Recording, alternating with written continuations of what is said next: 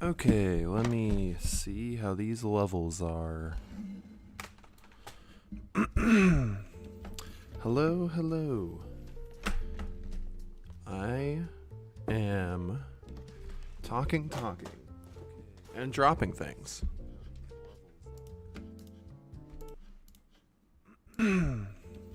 Hello, hello.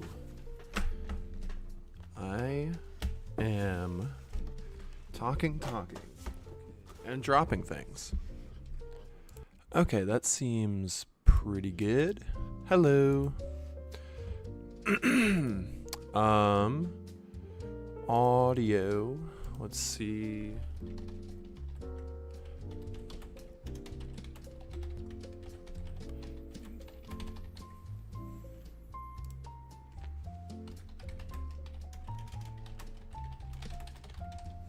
Okay, we'll see what people think about that.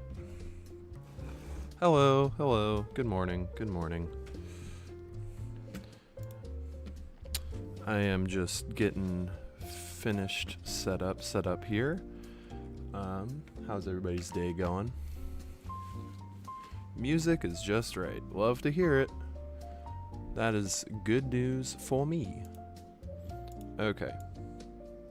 And then let me set up my little my drawing tablet real quick.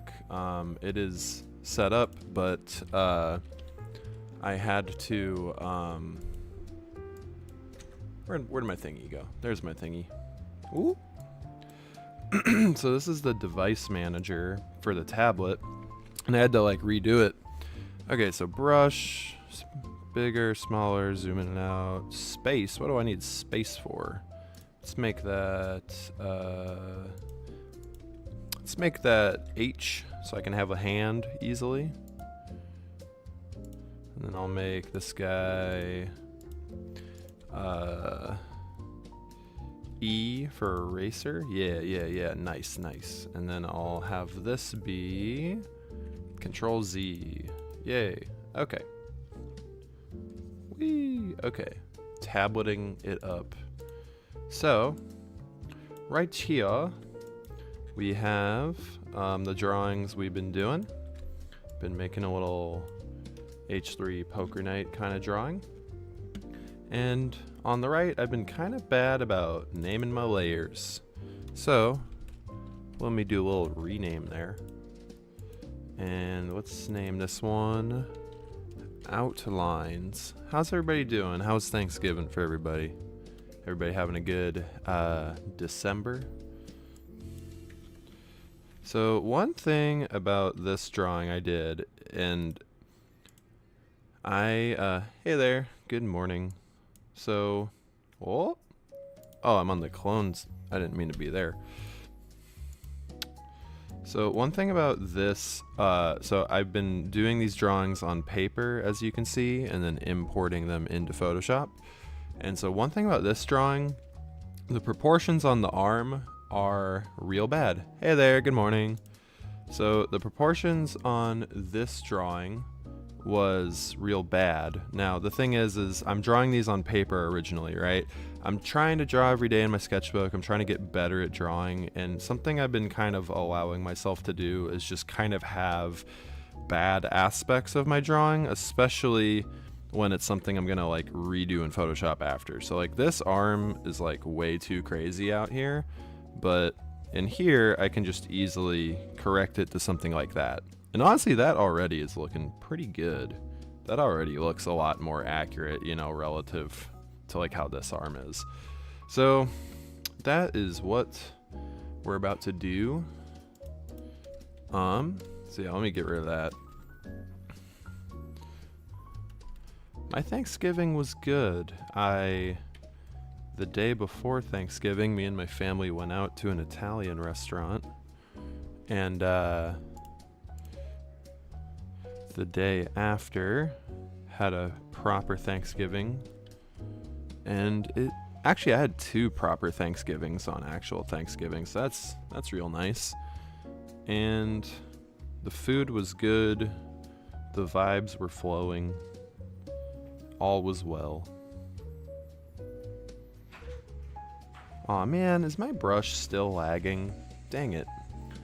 I've had this problem for a little bit now where when I use the drawing tablet, it'll randomly just lag.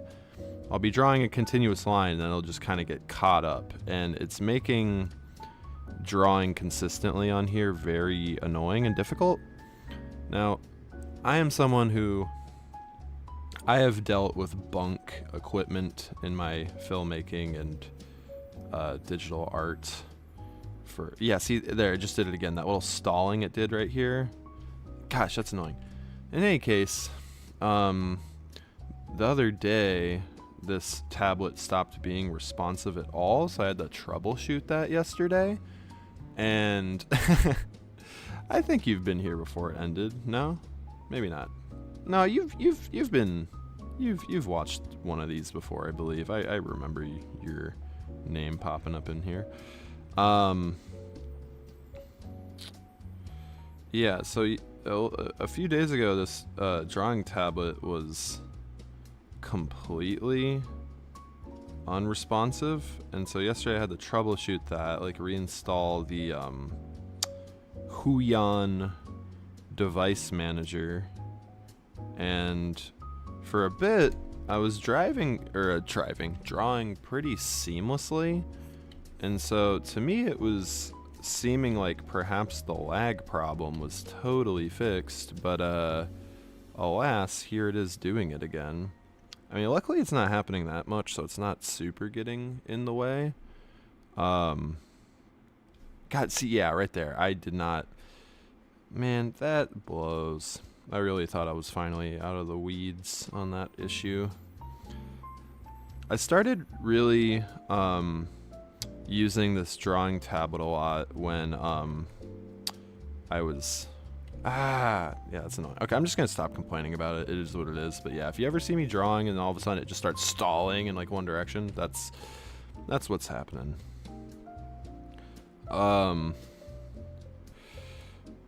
Yeah, so earlier this year we released a fully animated music video on my channel. I'll actually link that right now. What the hey? I feel if I'm like talking about one of my videos, I might as well throw it in the chat. And when we were doing that, I was doing all the background paintings while my other friend did the character animation.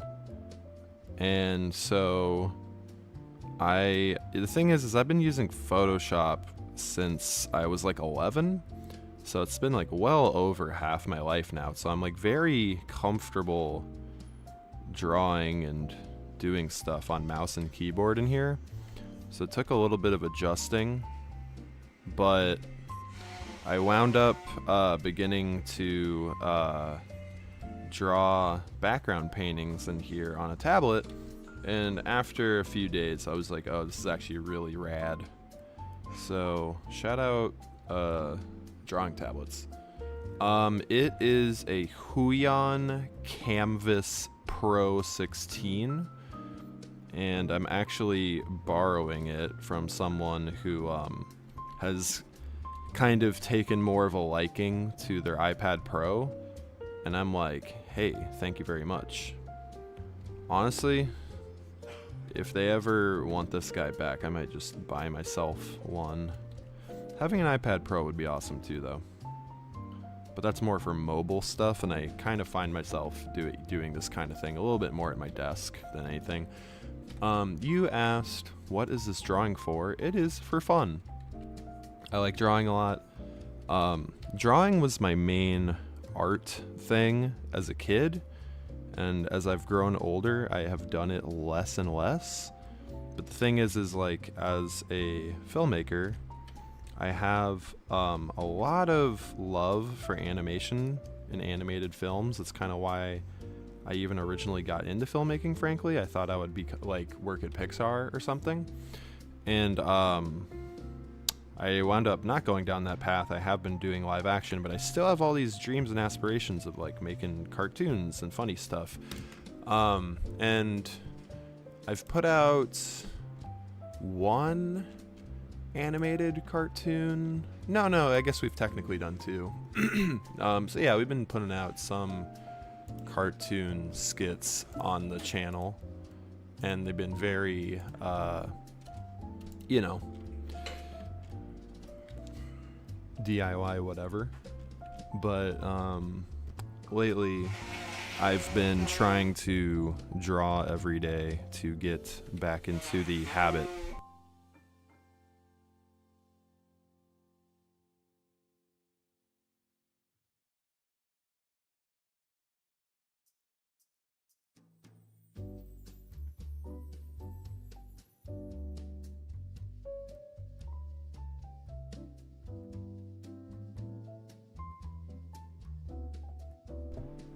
So yeah, I have a sketch pad, and lately I've been trying to draw every day, and I've been trying to refine a drawing style, which frankly is mostly ripped off from not even just Adventure Time, but a specific storyboard artist from Adventure Time, Hannah K. Nystrom, who's an amazing artist. I really love following her on Instagram.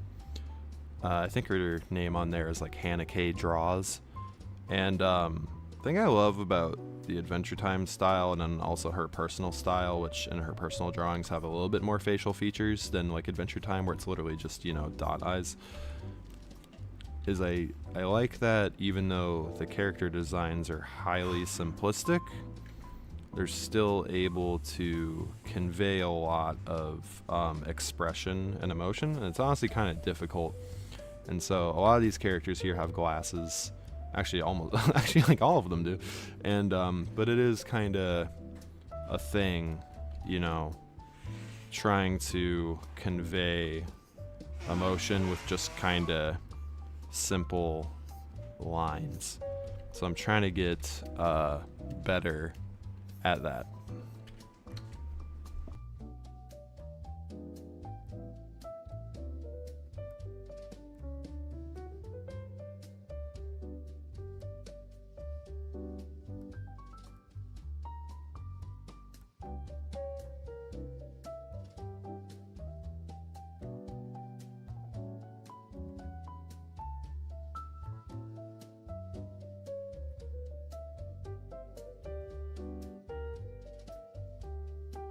Here, one moment.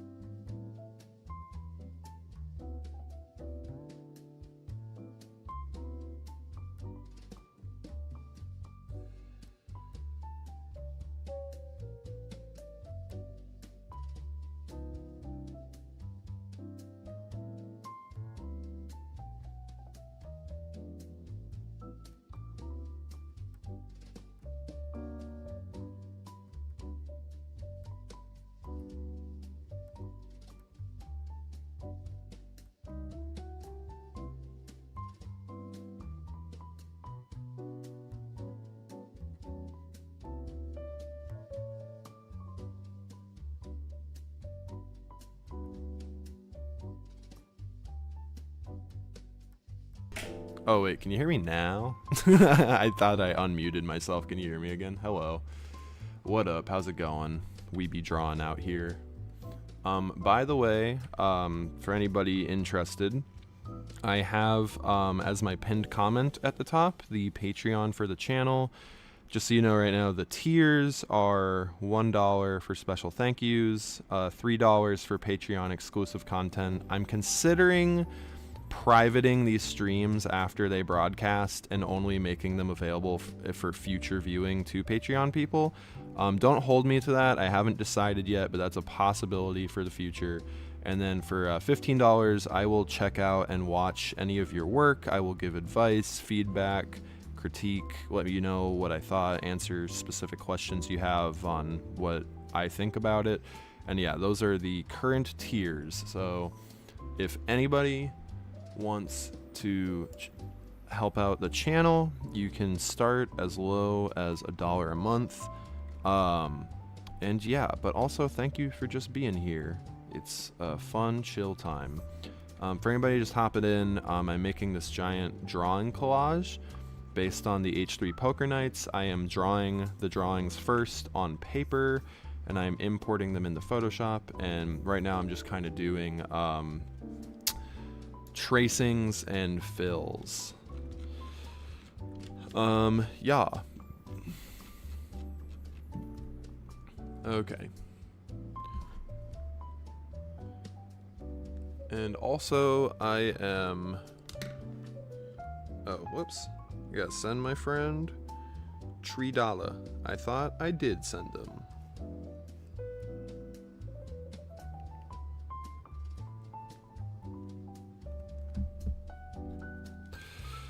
Okay.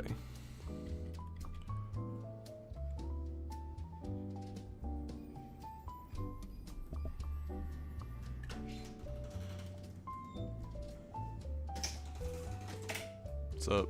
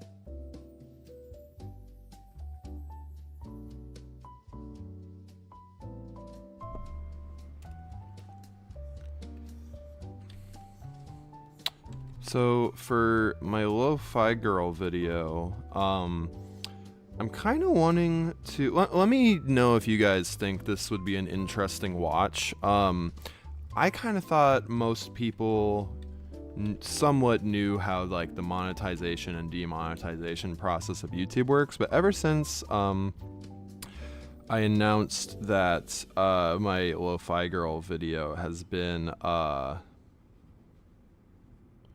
demonetized, I've gotten a lot of questions about how that works. People have been like, what do you do about that? Are you able to get your money? Blah, blah, blah. So I was thinking of making a video kind of explaining the problem with the demonetization and reinstatement process of YouTube.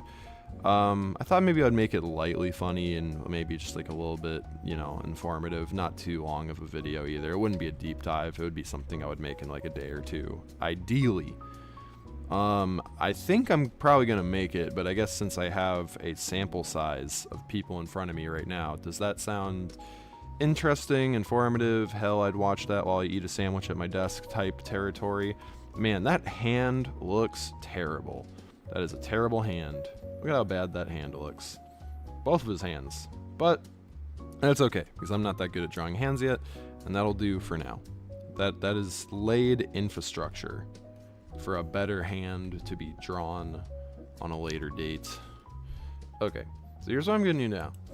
I'm gonna duplicate the outlines, okay? And the reason I'm gonna do this is now this one is not what's gonna be in the final. I'm just using this to close gaps so I can easily, you know, as much as we love, so I can easily fill in paint bucket tool stuff. As much as we love poles around here, there's only like 5 of you. So you can just as easily say sounds cool or blah blah blah. Have a good one. Hope you have a good time making your video and locking in on your Zoom lecture. Ta-ta. Okay, so we're gonna do the magic wand tool. We're gonna grab his shirt. And I'm gonna go to select, modify, expand, and expand it by like 2 pixels. The reason why I'm doing this, and here I'll make a new group, fills, shirt. I hate caps lock. Just makes things harder to. Okay. Wait, bring my colors over here. So here's the reason I expand everything. This was, well here, I guess let me redo it real quick. So if I, God, I hate that hitting W defaults to the quick select. I always want it to be magic tool on, but anyways. Okay, so if I select all these, right, it's trying to get right up on the edges, but the problem is, same with this, I want G to default to, everything defaults to the tool I use less. So if I do that, right, actually, that looks uncharacteristically good. So this isn't proving my point very well, but a lot of the time when you fill stuff in from like an area selection, a lot of times it'll kind of be like this, where you'll get this like separation. And I know that like there are setting, like I don't quite get how tolerance works, but basically you can dial in your settings to be better or not about that. So a lot of times what I do is I'll make a selection and then I'll expand it in slightly, so then things are filled in even like a little bit under the outlines to like ensure that everything is like as good as possible. Yeah, and see, like it's kind of the difference between this and this, where these little gray pixels are technically like not filled in, and it can kind of just make everything look a little bit worse. But in this case, it actually kind of bodied it. We're kind of actually good, so yeah. Although, what is the color of the undershirt he's wearing? I think it was probably like black or something. And so yeah, here's the other thing too. So here's my main outline drawing. I don't have this line down here. So I duplicated it and made this one, because now if I like magic wand tool, it's gonna grab all this. While on the original one, it's not a closed space, so it would get like the entire canvas, hence the marching ant lines going around the border. So a lot of time I'll do a duplicate, and then on the duplicate, I'll kind of draw lines that we're gonna get rid of later, just for the sake of easily quick selecting things. I think, oh, what did I just hit? What was that? Select and mask. I don't use that, really. Okay, so now here's the other thing. This blue is not necessarily the final blue I'm going to use, but there is a principle called like coloring with sliders. So if I hit Control U, I have the hue, saturation, and lightness, and now I can like dial it in. Normally I try to just pick, my whole time I've ever used Photoshop and I've had to use colors, I usually just kind of try to find something in here that looks good to me. But honestly, I've been kind of shifting to coloring with sliders, because this is a little bit more of a intuitive way, I guess, of dialing in like an exact color you like. I also have not done the most in terms of making sure all colors are like harmonious in a palette together, like on like a color theory level. I kind of just do colors I think look good, but I'm sure somebody a little bit more professional could perhaps pick colors that are like even more perfect together. So here we're gonna do hand next, or actually skin. It would be skin, not hand. And I'm just gonna pull Dan's skin color. Maybe I'll pull Ela's skin color, which I made a little bit lighter, since he's Swedish and Dan is from sunny California.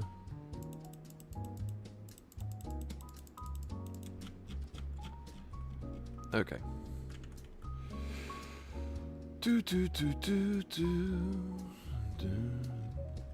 Okay. What else? Nothing else would be black here, I guess. So it'll just be glasses. And then do that guy. Yeah, and you see that? Yeah, here's a great example. So that's why I do the select expand thing. Blink. And I kind of like being able to see my outline, so I'm gonna make it like ever so off black. I kind of, whoa, what did I just do? What did I just do? Okay, there we go. Been using Photoshop for like 17 years, and there's still so much stuff in this program where I'm like, what is that? Oh, what just, are my folders like not visible anymore? What did I do? Oh, are these like filters for the layer panel? I have literally oh, you gotta be shitting me. These are, oh my, I could have been doing this whole, I've been using this program for almost 20 years. You're telling me, God damn it. So this is like a toggle to show just effects, just layers, just text. Oh, is this thing, what is this one? Is this like smart objects? Filter for shade. Okay, I don't really use those, if I'm being so honest. That's so funny. Okay, what else? I gotta look up. Does anybody know what color his hat was when they did poker? And then this would be a wrist. These would be all wrist strap. They're a watch straps. Excuse me. Wristwatch. Okay.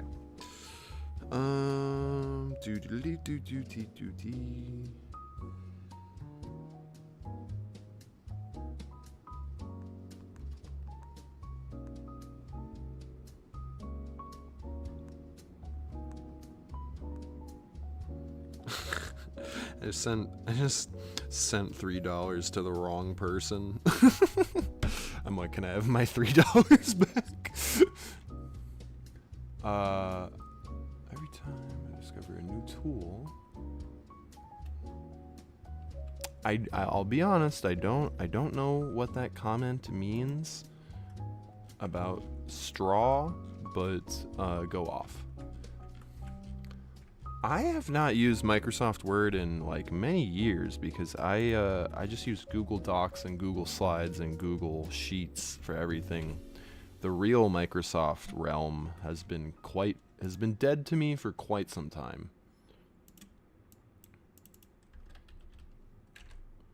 Watch strap. Boink. And let's see here. I have my reference images. Oh, he was wearing khaki. This changes everything. Yeah, okay. Yeah, okay, that makes sense.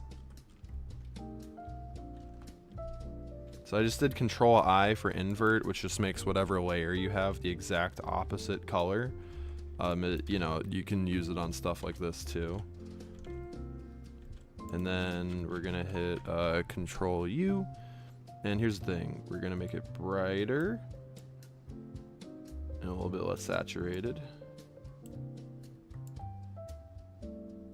There we go. Boink.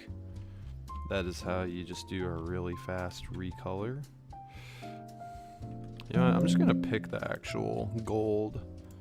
Boink. Okay.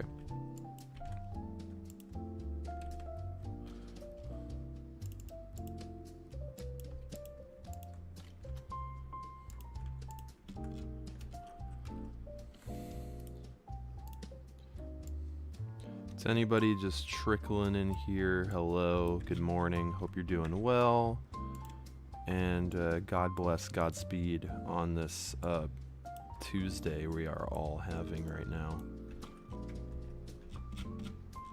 This one was kinda gold. Fuck it. And then, yeah. The way I did this strap looks not good. If I'm being honest. Like, what kind of wrist is this?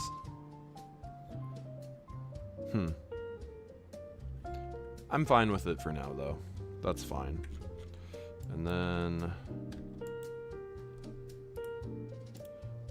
yeah, let's just erase that.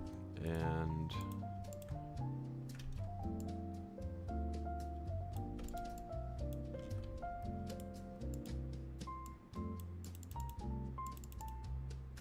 Okay.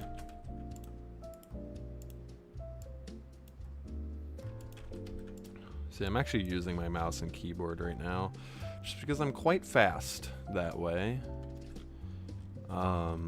I just have been using Photoshop so long, it is kind of habit for me to kind of just jump into mouse and keyboard when I'm doing stuff like this. I'm just a lot faster. Now if I'm like doing the drawing outlines, I like using the tablet because it feels kind of natural. But for stuff where I'm just cruising around on settings and stuff like that. Why is it forcing me to... Okay, there we go. I was like, what? Okay.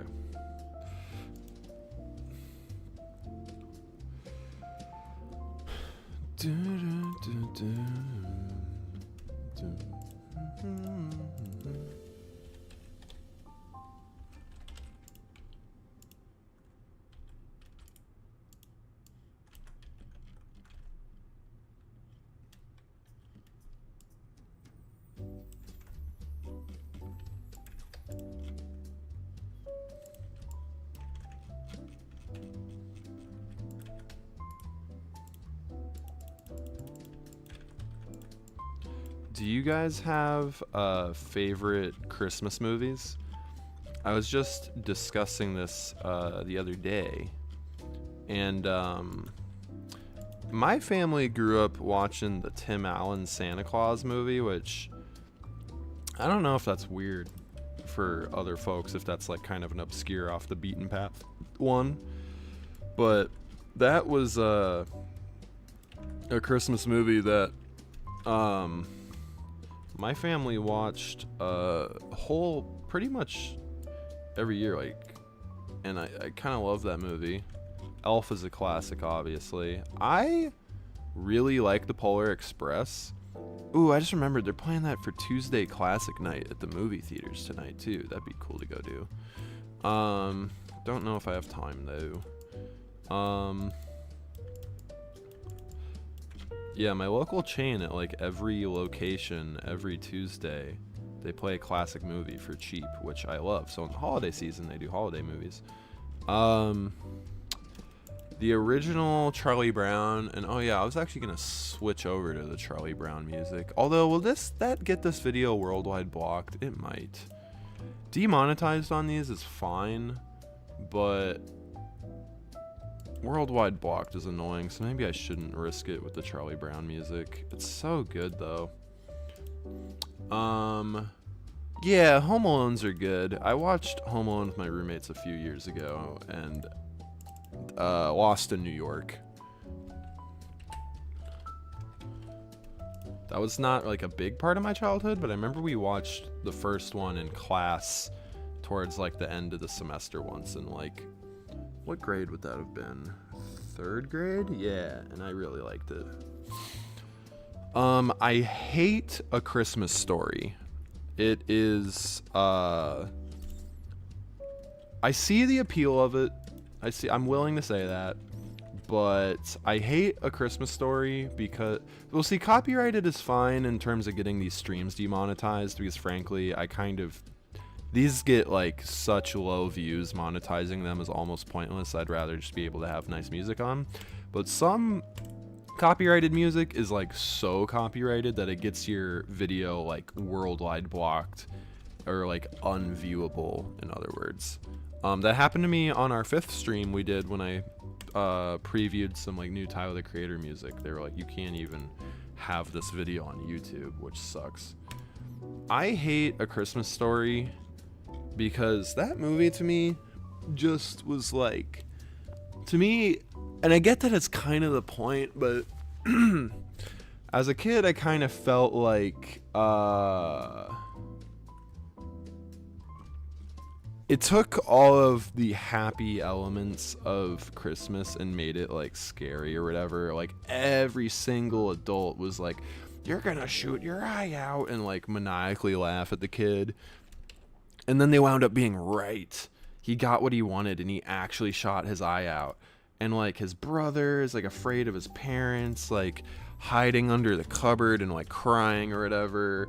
And it's like all disturbing, the part when he's like shoving his face in the food and like oinking around with his mom. And they like humiliate Ralphie, forcing him to wear that fucking Easter bunny costume. And like Santa and the elves are scary. Like to me, I felt like A Christmas Story is like this fever dream where the movie is just insisting that the Christmas season is like the scariest, most triggering time of the year. And as a kid, I hated that because I just loved for one thing, I get overstimulated honestly pretty easily. And the other thing I'm now recognizing as an adult, but the other thing too is like I love Christmas so much as a kid. And so I really liked the joyful Christmas movies, and so like I love the original Grinch. The SpongeBob Christmas episode is like probably the thing that brings me the most childlike wonder, Christmas joy of all the Christmas movies or TV specials. I try to watch the SpongeBob Christmas like every year. The whole like musical number where it's like this is the very first Christmas to me, la la la la la. That whole thing is so good. And when Squidward has his Grinch moment and he actually realizes that he's a jackass and he should make Christmas nice for everyone and not be such a piece of shit. Incredible. Yeah, so A Christmas Story is like considered like I think by a lot of people, or at least like the zeitgeist culture, as like the Christmas movie, because like every year ABC Family plays it on a 24-hour loop on Christmas Day. You go to for like over a decade, ABC Family on Christmas Day, they're playing A Christmas Story exclusively all day long. And I just like hate that movie, and most people in my family know I hate that movie, but like even still, so like every year my mom would be like, I love this movie, I want to turn it on, and I'd just be like, but I hate it. Just it makes Christmas like feel like a bummer to me. I just do not like it. I understand that it's like a well-made, like the movie does have good bits. The bit where like the dad is like excited about winning a special award and they get that leg lamp is very funny, I'll admit. But like, God, dude, the kid who gets his tongue stuck to the pole is horrific, and you hear him like scream, and fucking Ralphie beating the shit out of the bully until he's like crying and bleeding. All of it, man. It's just like, it's a tough watch. Okay, so I have done the love drawing now. So here's the question. If I keep going, I could do someone else, but also I've started learning Blender, grease pencil. If you guys don't know, Blender is a 3D software, but they also have an editor in here for doing like 2D animation, so I've been learning it. I can show you guys what I started doing. I literally made this yesterday, just started learning. Here, let me turn on my storyboards and turn up the opacity. Let me, I guess I don't have to. No, I'll turn off the Christmas music for a sec. So, okay, here's what I got so far. Hope you guys like it. Undo that guy's wish. Undo that guy's wish. Undo that guy's wish. Hey! Hey, what are you doing, guy? Undo that guy's last wish. Undo that. So yeah, that's it. Took a funny TikTok audio or whatever, and I'm working on animating it. And I gotta say, the tutorial I'm following by Worthy Kids is very intuitive to follow. And so yeah, I just kind of did these rough drawings to the audio of the original, and then so like here's my rough one, and then now here's me like refining over it. And I still have a lot of the tutorial left to watch, but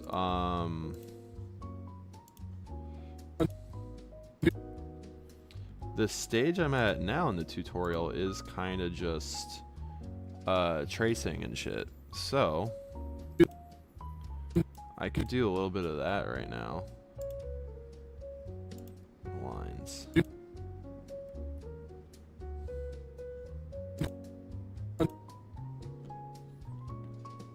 Let's see here. I'm on lines. Yeah. Let me turn off fills. Yeah. And then, yeah, let me just. Oh, did I already? No, that's just the preview of my last one. Okay. Oh, I gotta have boards turned on. Right? Hold on. I'm a little confused. Undo that guy. Where does my next frame come in? There we go. Okay, it's right there. Excusey. Let me turn off onion skins for a sec. There we go. Okay. So yeah.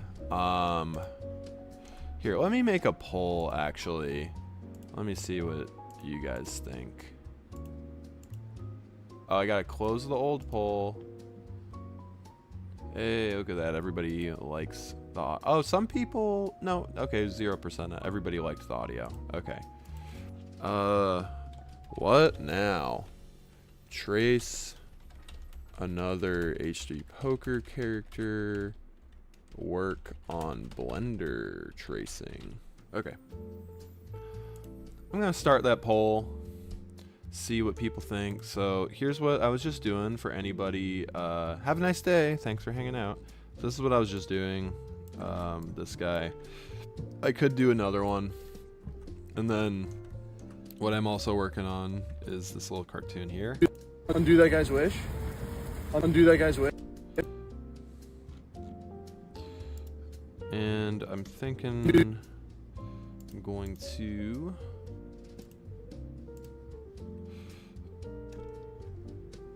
while I let that poll sit for a sec, let me just do a little bit here. And so the goal here is to create like rough storyboards first, just to kind of get ideas out, and then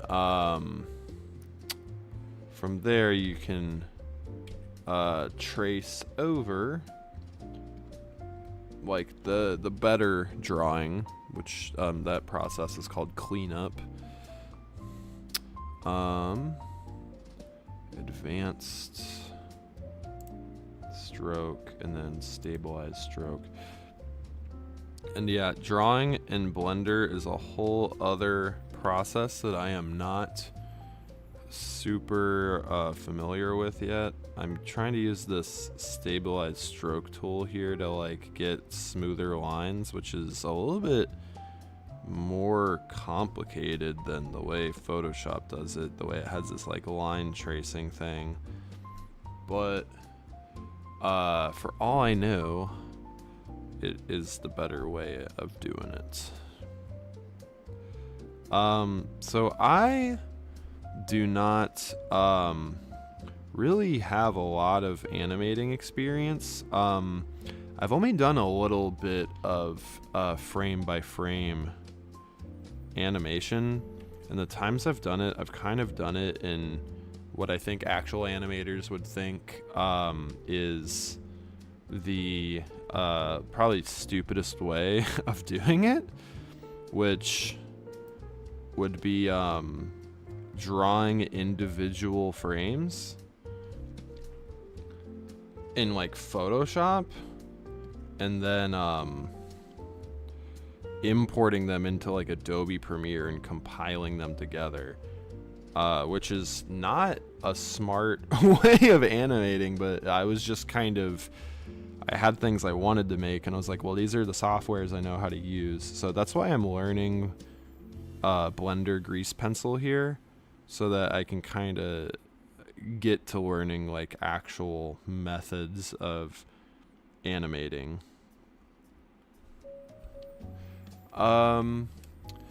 Yeah, I mean, the thing is like what you just said there, Zach, is correct, but you could say that about this as well. Like here I am drawing my animation frames digitally. So I guess what I'm speaking to more so is that Photoshop, although it does have an animation timeline editor, Photoshop is a little bit of a render intensive program, and it's not per se the fastest. And so drawing a bunch of drawings and then exporting them as like JPEGs or PNGs and then importing them into Premiere or After Effects and then like sequencing them is kind of not as efficient or recommended as like using something like this, which is kind of built for frame by frame animation, if that makes sense.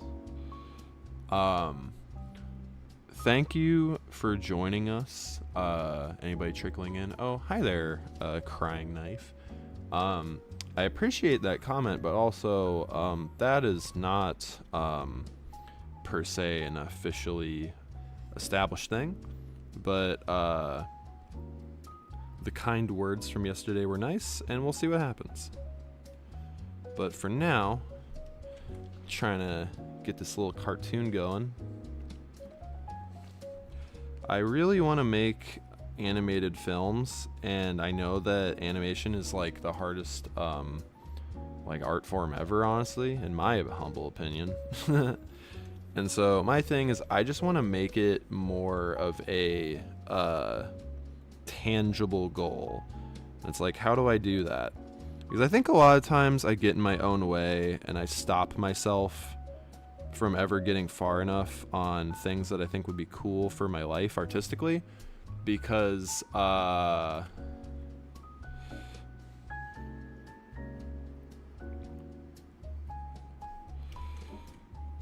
think it's really easy to get daunted by what all is involved in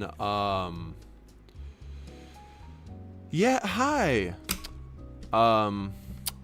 I appreciate that comment. Yeah, for anyone that doesn't, that is a great question. Let me link that video. Thank you for saying that. So, from Virgil Kane. So last year I put out a video called Hyperfixations 2023, and this was a video where I detailed through all of the stuff I was obsessed with month to month throughout the year. Last year on Tall Skeleton, I did a lot more videos like this where I was like talking to camera and kind of having a little bit more of a camera facing personality. I've done less of them this year, but like here, like all of these videos, I did a lot more kind of just talking about life type beats and in nature locations around Arizona. These are all Arizona. Can you believe it? These 3 different climates that look so goddamn different. And so yeah, for this video, I kind of combed through and I talked about what I was really into and obsessed with, because what I started doing last year, and I've been doing it this year as well, is month to month, I just kind of write down what I'm really into, what media I'm enjoying, what I'm up to and stuff. And I think it's a really fun way to reflect upon your year by combing back through all this stuff, because I feel like a lot of times the stuff we're hyperfixated on or the stuff we're like obsessed with media wise kind of gives me as much memory of what my year was and what it felt like as maybe pictures and stuff like that. So to answer your question, yes, I am going to make a Hyperfixations 2024 video. The current intended release schedule for the rest of the year is Hyperfixations 2024.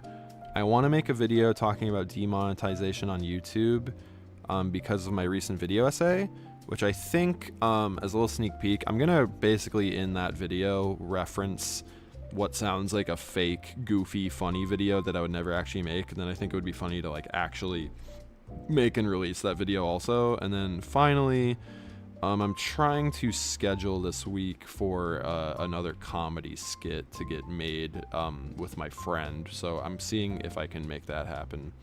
And then also, I'm sitting on tons of just home movie footage. You know, some more cinematic than others. You know, because I just kind of use my cinema camera for everything.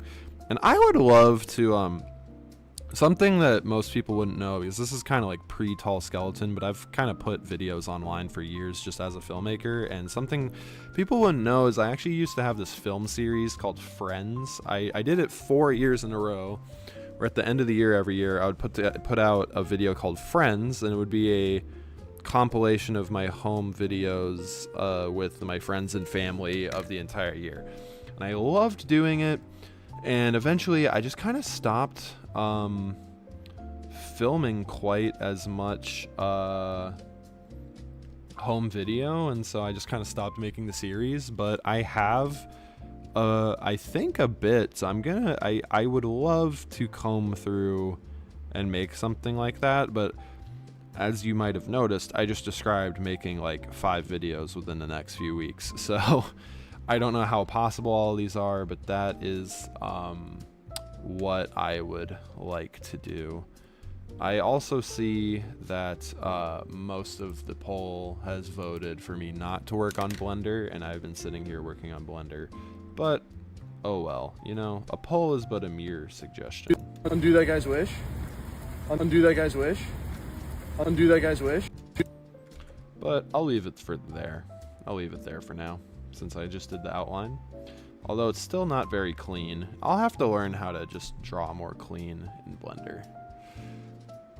Yeah, I saw Boy Genius in concert last year. I'll admit I am not like the biggest Phoebe Bridgers Boy Genius fan. My brother really is, and I went with him to the show, and it was a good time.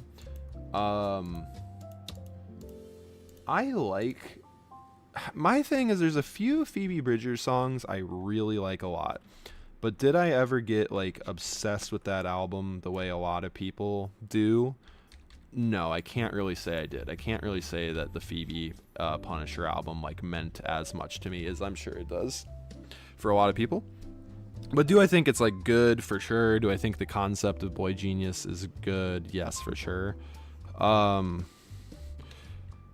In retrospect, if my video last year was a little bit more selective, I probably wouldn't have even brought up that concert, but I think I was maybe just bringing up like the things I did as a way of just kind of reminiscing back on what the year was. But it was cool I got to do that show last year. I think if anything, when I was combing through my year, remembering everything I did, I probably forgot I even went to that concert, and I was like, oh yeah, I can talk about this for a sec.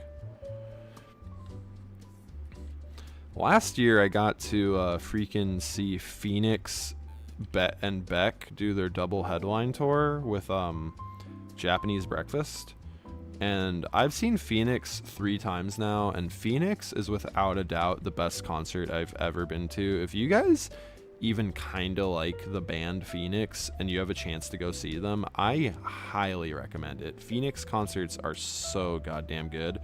They weren't even like one of my top favorite bands really for a long time, but I liked them well enough, and then I went and saw them, and I was just like, yo, you guys are good at concerts. And then Beck, the artist Beck, is like kind of like the first or second musician I ever got into, along with like Red Hot Chili Peppers, who's been like my favorite band my whole life. But I love Beck so much, and I saw Beck on the Chili Peppers tour a few years ago for the first time, and that was like an insanely cathartic experience. And then I got to see Beck again double headline with Phoenix, and the thing about Beck is he performs as if it's like 2001 still. Like, that dude does not phone it in. He acts like Loser just came out and he's given it his whole ass. Like Beck performs like a motherfucker even in 2024, and I love that.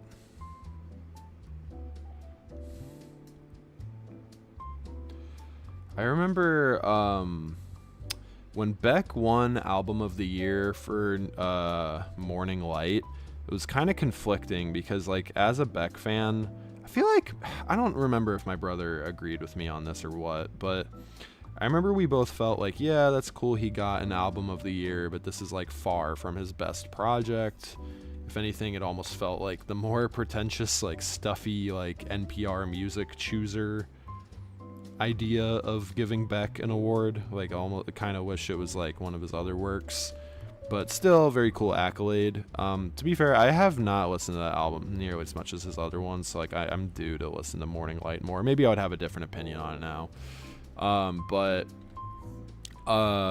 what happened is when he was winning Album of the Year, as a little joke fake out, because it was the same year Lemonade by Beyonce came out, Kanye stepped on stage for like half a second, and then he like walked up to the mic, and then he kind of just laughed and then sat back down, and everybody like applauded, and it was funny. And I remember Beck was like, come back up here, like Beck was kind of like, I want to hear what you have to say. It was really funny.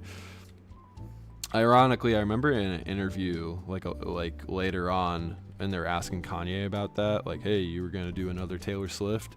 He was like, yeah, I don't even really know Beck's music. He was like, I was ironically getting dinner with Taylor Swift, and they were playing that Beck album in this restaurant, and I thought, this is good music.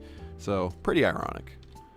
That's what's so funny is Kanye and Taylor wound up actually, like, having a full, like, kind of public, kind of friendship get-together type thing for years after that whole debacle happened as well. But then they had other issues.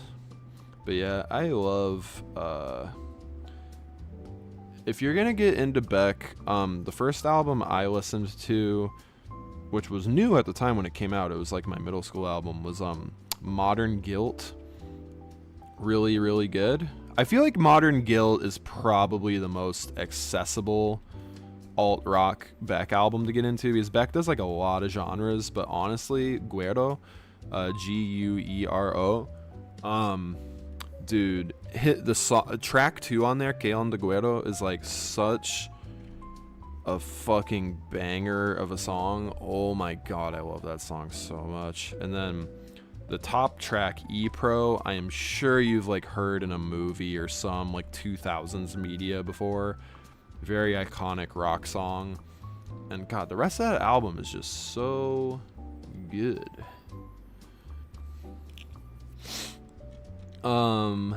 So yeah, shout out Phoenix. I love the band Phoenix so much. Here's the thing. So Phoenix put out their album Wolfgang Amadeus Phoenix, I want to say in 2009, and that had 2 hit singles. That had Lisdomania, which at the time felt, to me at least, like the bigger song.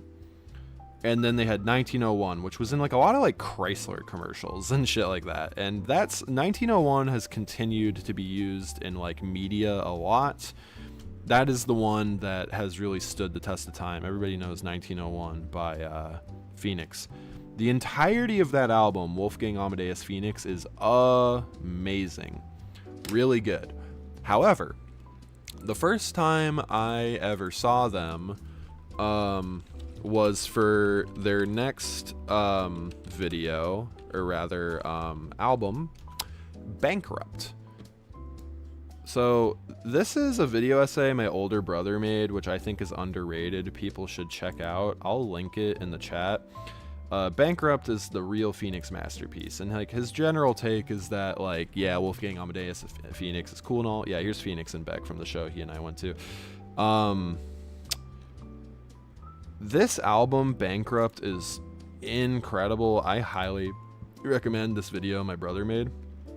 You can check out his channel. He does mostly booktube stuff, but yeah, this is my bro. Bankrupt is fucking great album, and when we saw them tour for it, they played old songs, they played new songs, but also, I swear to God, they played the entirety of Wolfgang Amadeus Phoenix, the album that had their biggest songs. And that album is so good. I get why. I remember like one by one, I'm like, they're playing another one, they're playing another one, they're playing Girlfriend, they're playing Lasso, they're playing this and that. And eventually I was like, I think they played the entire shit. And the thing that's so cool about that is Wolfgang Amadeus Phoenix has a 2-track part 1 part 2 track called Love Like a Sunset. Now the thing about Love Like a Sunset is part 1 is instrumental, and it is a crazy like audio experience. Like I recommend like lying in bed with headphones on and listening to Love Like a Sunset part 1 and part 2. Part 1 is fully instrumental. It is just a crazy experience. And then part 2, like beautiful elements come in, singing comes in, and together it is quite an experience. When Phoenix performs it live, they play them both back to back, which is like a whole like 9-minute thing. And it is the craziest light show I have like ever seen. It is nutso. And what was really extra cool about the Bankrupt tour show when I first saw them do this is, if I'm not mistaken, Bankrupt also has a really cool kind of extensive instrumental section of their album, and then they did that, I think, all back to back, so it was like a triple threat. Craziest light show I've ever seen in my life. The audio, the bass was so nuts, it felt like something was like shooting through my chest. I was like, this music is giving me heart palpitations, but in the good way. And yeah, just can't recommend their concert enough. Then I saw them on their next tour. So that would have been in like 2013. Then like a few years later in like 2015, I saw them for their next tour, which was Te Amo. And once again, they did the Love Like a Sunset thing. They played a lot of Wolfgang Amadeus Phoenix. And it was great. And then now finally recently I saw them do like a stadium show with Beck, and that was for their most recent album, Alpha Zulu. Now some consistencies on Phoenix concerts that's really cool. For all 3 of these tours, they opened and closed with their new lead single. So Bankrupt has a fucking amazing song called Entertainment. If you go listen to Entertainment in headphones by Phoenix, that is a goddamn amazing song. They opened their show the first time I saw them with it, but it had like this whole extensive, like extra cinematic feeling, like intro. I was like, oh, they're doing it. Yeah, great way to kick off the show. Thank you so much, Virgil Kane. I really appreciate it. Thanks for hanging out. For anybody interested, I have the Patreon as the pinned comment. $1 a month will get you a special thank you on most videos. I don't put special thank yous baked into the video for music videos I direct for other artists out of respect, but for most videos, special thank yous. $3 will get you Patreon exclusive content, and $15 I will review, critique, give advice, answer questions on your own work if you want to send me art or videos or films or anything like that. Thank you. A lot of my stuff on here does not make a lot of money. Right now, my newest video essay, which took me like 200 hours, got demonetized, and I'm working on getting the monetization back. So anybody that wants to sign up for Patreon, it helps genuinely a lot. Now, what I was saying. So when Phoenix opened their Bankrupt tour with Entertainment, that was cool. It was cinematic. They also closed the show with it, and it's like a special like closer version. And I think that bookending your concert both with the song that people coming to the venue want to hear the most, like the big new single, is such a like stroke of genius. Because essentially when you have a big new song, you're faced with 3 choices. You open the show with it, you close the show with it, or you throw everybody off and you kind of just randomly like play it in the middle. I suppose the 4th choice would be to play it as your last song before the encore. Because for anybody who's not concert people, essentially every concert ever has an encore. It's not like the movies where they step off stage and everybody's cheering your name and they're like, they want us to go out there one more time. Let's extend the set. Shows plan for encores. It's like kind of like a baked in thing. Like walking off stage and coming back on is essentially like, it's like a little, it's like almost like a piece of theater that we all are in on, if that makes sense. So I think it's really cool that Phoenix starts and ends their shows with their big single. The other thing is the lead singer of Phoenix. Yeah, dude, when Kendrick played Not Like Us like 6 times in a row, that shit ruled so hard. Man, the pop out was legendary.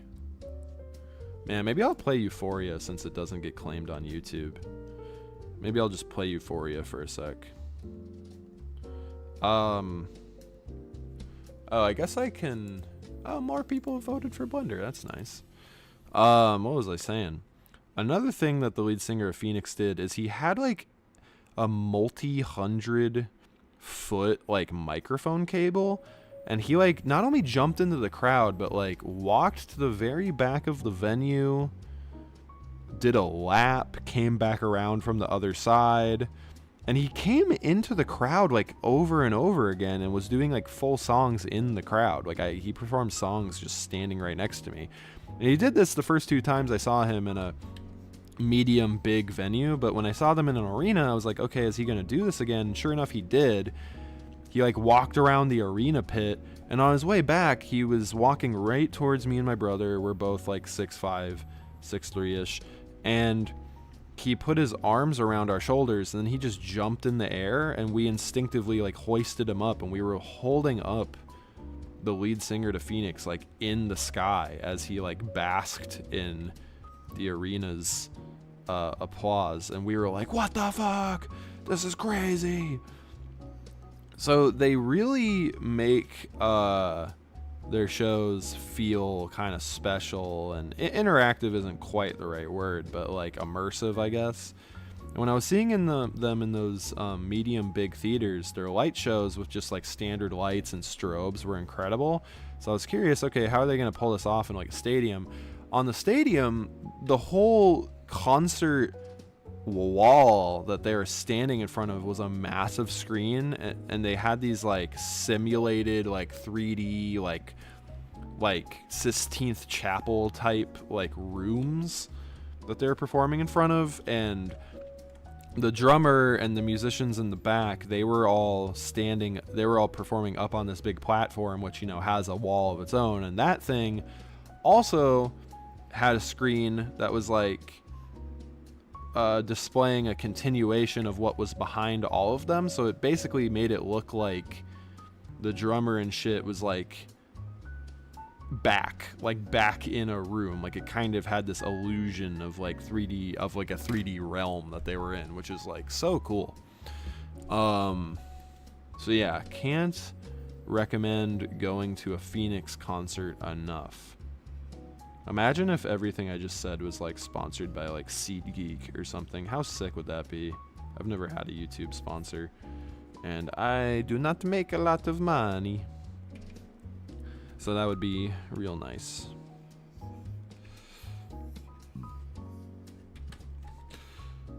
Let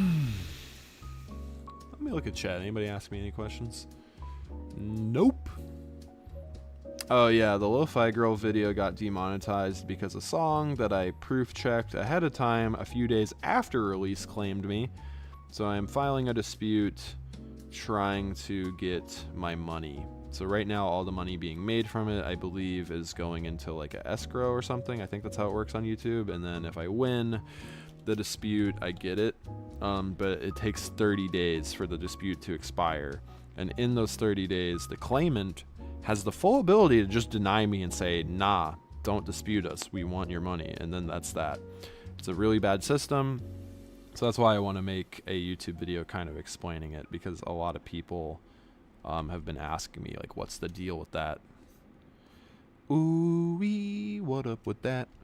What up with that?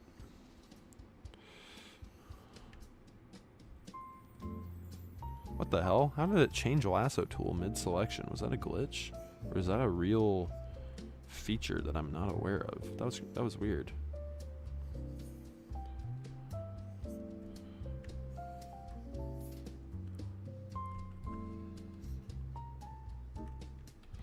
Thank you, thank you. Yeah, I'm hoping I get monetization too. That's a big part of why I'm plugging my Patreon, because it's like when I do a lot of work on videos that I'm hoping to go viral or whatever, and then, you know, it only has like 1,400 views and it's demonetized. I'm like, shit.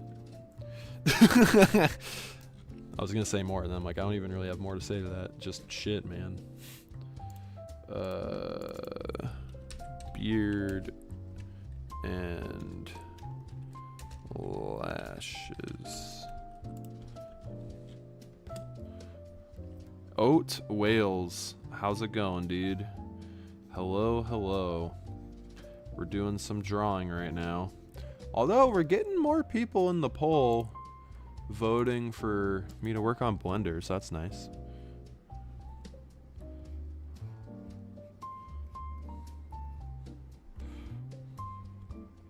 Weep.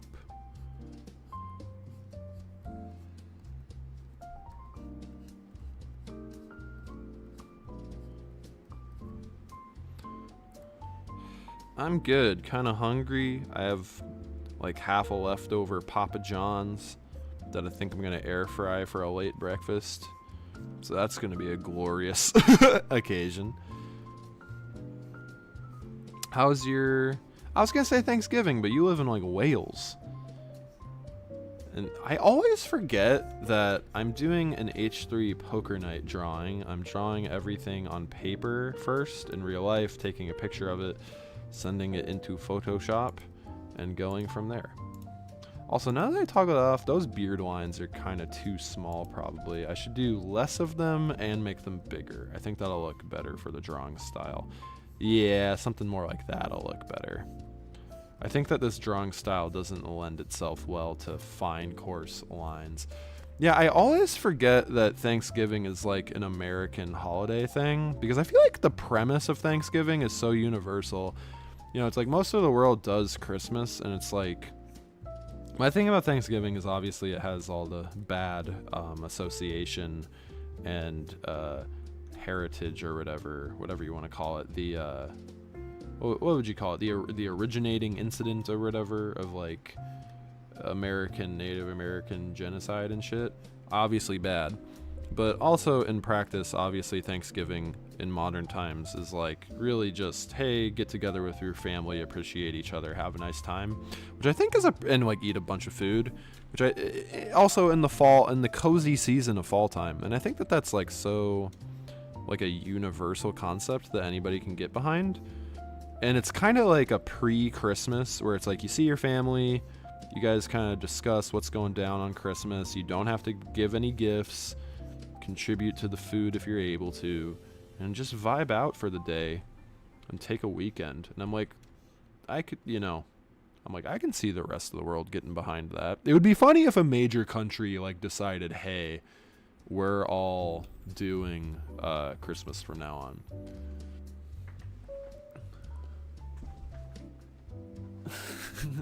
Oh man, she thought Thanksgiving was about Jesus? Back when Jesus discovered America? Which I'm sure somebody out there has to believe that, right? There has to be at least one person who thinks Jesus discovered America. Someone's like, yeah, because he did.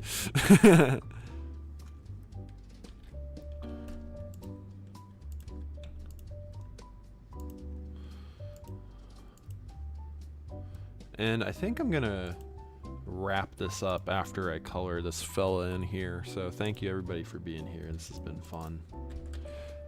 For anybody trickling in, I have Patreon pinned as the comment. $1 special thank you, $3 Patreon exclusive content, $15 I'll watch, review, critique, give advice, answer questions on your art if you want to send me something for me to check out. The recent video essay is currently demonetized. I'm thinking after my dispute becomes 30 days old, there is a good chance it'll get remonetized, but no promises because the YouTube system is broken. So we'll see what happens. But yeah, I got Patreon pinned up there if anybody wants to do an entry of $1 a month. Thank you, thank you. But also, no pressure, you don't have to. Money and time is precious in these hard times, and do what you gotta do.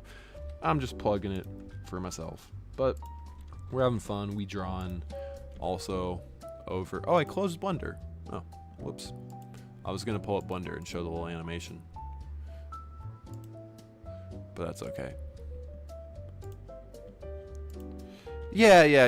So YouTube tells you right away what demonetizes it. So there's a section of my. Ooh, that does not seem right for his skin color. I think I'm gonna make it a little bit less red, maybe a little bit more on like the what would you call that? Like, I guess olive, a little bit more olive. We're gonna color with sliders though. So I'm gonna color it in first. Oh, ooh, I'm doing that on the outline layer. Whoopsie.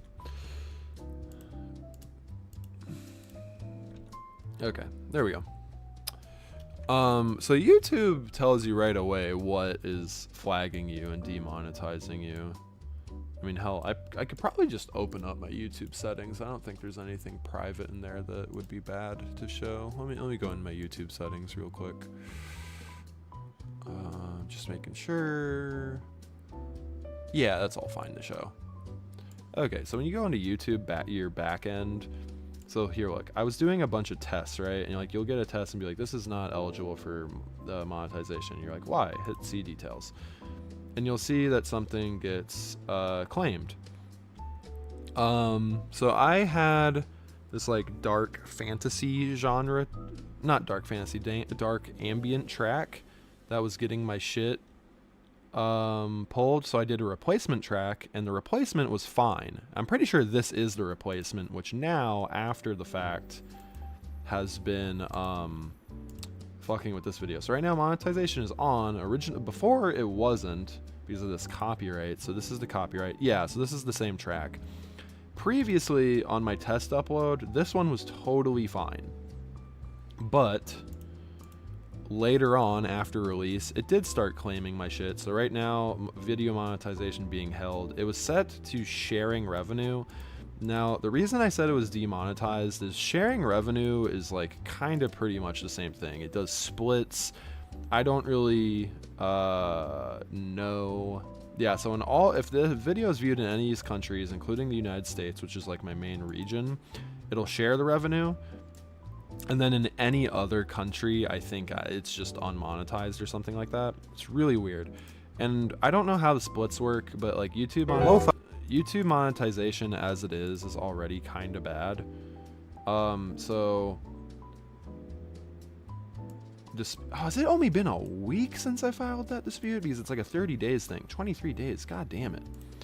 Select action. Yeah, so I can't do anything here because I already did the fourth option, which was filed as a dispute. So that's kind of how it works.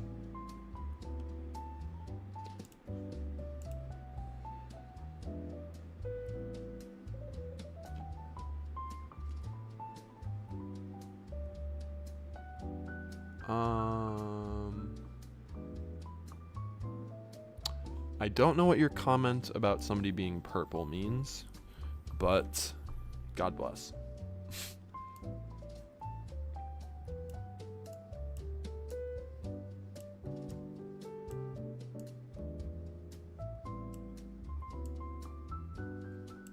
Yeah, that looks pretty good. Make him the least pale of the bunch for now. And then hair.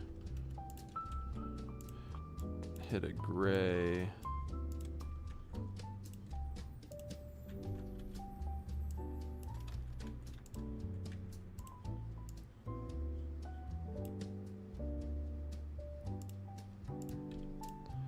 Boom. And then for these wacky glasses, gonna mess around with some greens, yellows, and oranges. Oh, yeah, that Mr. Beast bullshit. For a while, I guess I'm still considering it. It was before all of the like Mr. Beast like actual controversy, and the main criticisms of him was just that his content is ridiculous, and that he's kind of, I don't even know if I want to say ruining, but radically transforming the landscape of like YouTube and what types of content like people decide to make. And I kind of wanted to make a video called like, does Mr. Beast even give good advice? And my premise was like, okay, everybody's like, yeah, he keeps going on podcasts and giving like business advice about YouTube and stuff. And I kind of wanted to point it to this like larger discussion of like, he gives advice for the idea of here's how to be successful on YouTube. But what does success mean? Does it mean you make a bunch of money? Does it mean that you make things important to art and culture? Does it mean that you're making a lot of videos? Are you getting a lot of views? Are you getting a lot of subscribers? Are you making as many videos per month? There's a lot of different metrics to what success even is or means. And because of this, I wanted to make a video called Does Mr. Beast Even Give Good Advice? And my larger point is that, for me at least, like the whole premise of YouTube was to kind of give a voice and a venue for original creative ideas for like DIY video and filmmakers, and maybe even have a special place for like home movies or vlogs, you know, things that enrich the human condition, gives people something to sit on and chew on, and hell, even just makes senseless entertainment. But the problem is Mr. Beast makes, his numbers are there for a reason. He makes stuff that psychologically works on you. He frames his videos in such a way that you do kind of want to see what happens. I'm guilty of it. I've watched Mr. Beast videos unironically. And him in a vacuum, and him, you know, doing charity and giving people a bunch of money and stuff is cool. But I feel like, given the nature of his business advice, for one thing, I think that the modern state of younger generations' attention span is only getting worse and worse. I think having millennial parents give their Gen Alpha kids access to their phone when they're bored instead of like a Game Boy or like a sketch pad to do drawings in, I think is going to be very detrimental to the future of attention spans. And I think that the types of content that is being popularized to produce for that generation of kids right now is mostly Mr. Beast derivative stuff. And Mr. Beast has a lot of quality control that he does to try to not only have like a family oriented brand, but also like, I don't know, he at least tries to make his stuff good, even if it is like obnoxious. But all the copycats, you know, when you have a copy of a copy of a copy, you get people like Phidias, and you get people like the man on the street interviews just kind of harassing people with dumb challenges, and you just wind up with the word, you know, brain rot is being a little bit, I don't want to say overused, but used to the point these days that it kind of loses its meaning. But like, think about like what brain rot like really is in the content space. It's stuff that hypothetically is kind of not enriching your life in any way. It's like not even really entertaining so much as it's just something you can't look away from, like a car accident. It is stuff that does not leave you better or with anything to think about after you are done watching it. And I think that if new generations of parents are leaving their kids with primarily that to watch when they are bored, rather than giving them something that takes critical thinking, such as video games or making art, I think that that is very bad for the world, in my opinion. And I'm liking how I did those glasses. That looks cool. And so my thing is, when it comes to the question, does Mr. Beast give good advice? Like, the answer is like, well, what are you asking for advice on? Because if you're looking for like how to algorithm optimize like human attention, like you're trying to create like a content hypno ray or whatever, then yeah, Mr. Beast gives good advice. But then it's like, even within the context of that, it's like, well, maybe not really, because if he's telling everybody to be just like him, and then you wind up with like a generation of people just trying to be Beast when there already is one, people get sick and tired of that type of content, and then a lot of his advice doesn't even work anymore, because if you try to do what he says, there's already so many other people doing that exact strategy.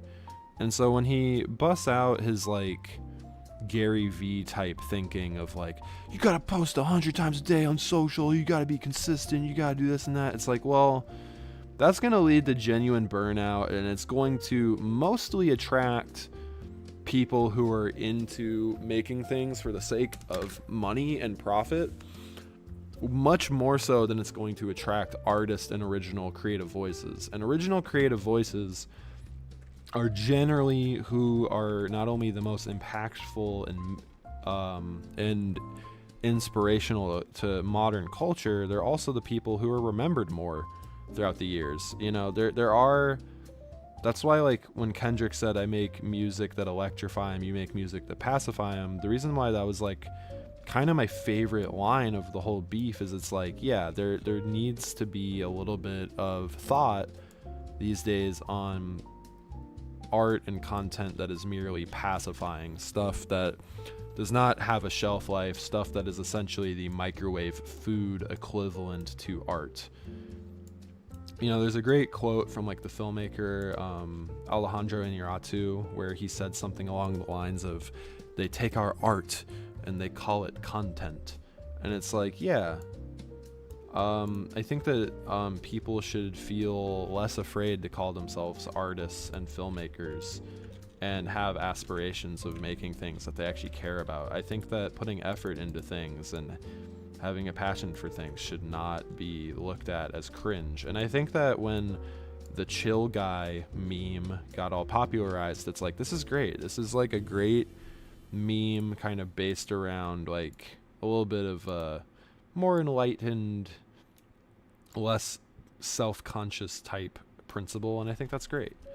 And so when it comes to Mr. Beast, I think that like the people he helps, it's like, okay, that's all great, that's all fine and good. And when it comes to him like making high effort things that take a lot of work, I'm like, yeah, no doubt. But when it comes to all the advice he gives about like, you just gotta post like 101 videos and you just gotta go for 10 years and eventually people will care, you know, and you just gotta like optimize. It's like, well, if you just want a bunch of Mr. Beast clones, it's like, that's the way to do it. And then if you have a bunch of Mr. Beast clones, it's like, are they even gonna be half as interesting as like you as the real Mr. Beast? It's like, we already have a Mr. Beast. So yeah, that is my Mr. Beast rant. And that's essentially like what, if I were to make a video essay on this subject, it would basically be what I just said, but a little bit more structured.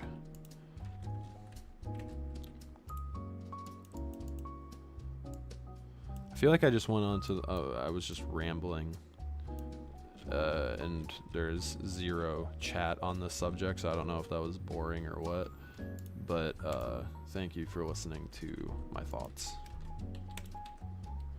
I don't know. I think about this a lot. I get worried. There's generations of kids all just watching like Aiden Ross and I Show Speed and Kai Cenat and like Sneeko and shit. Makes me a little concerned.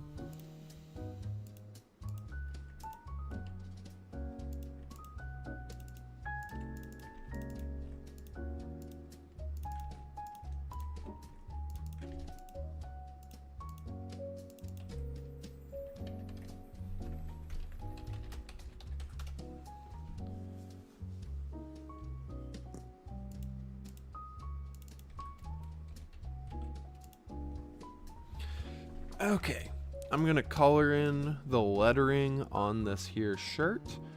Then we're gonna call it a day and I'm gonna get to my actual work. I am doing this project for funsies and I love getting sucked into art, and that's kind of why I'm trying to do it more often, because I have a lot of anxiety around being productive and not wasting my time, and I think it stops me from doing things a lot of the time that would be enriching to my life, such as just kind of making art for fun like this.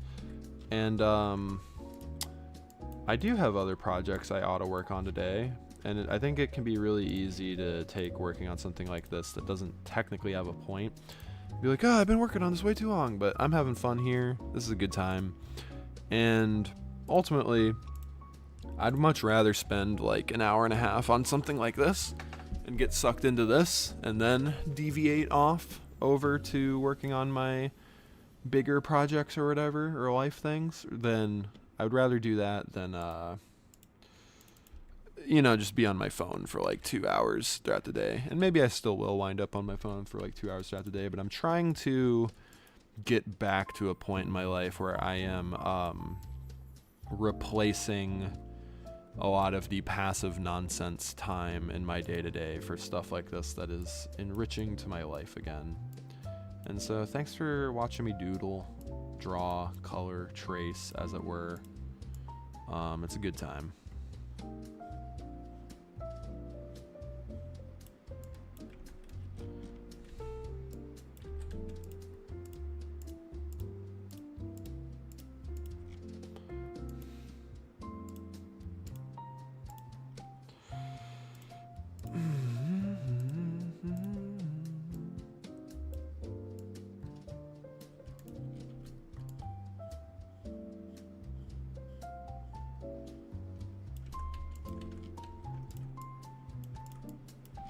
Okay, there we go.